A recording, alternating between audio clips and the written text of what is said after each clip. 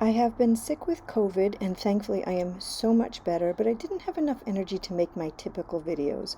So over the course of a week, I made 5 little short segments on my favorite uses of baking soda. Enjoy. To clean and deodorize your clothes, all you need is a half a cup of baking soda added to your washing machine drum before you put your clothes in. Then add your clothes and put the detergent in the dispenser, and away we go. Even though your coffee mug may be very clean, the coffee makes it look stained and dirty. So grab some baking soda, add a little bit of water to make a nice thick paste, put that onto a sponge, scrub away those stains, give it a rinse, and voila.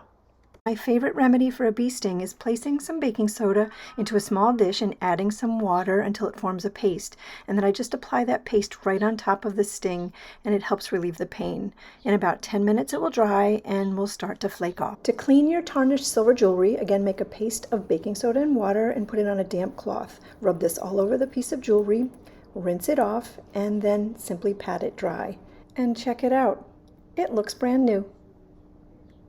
For those occasional bouts of indigestion and heartburn, baking soda to the rescue. Just add a 1/4 teaspoon to a glass of water, stir it up, and drink slowly.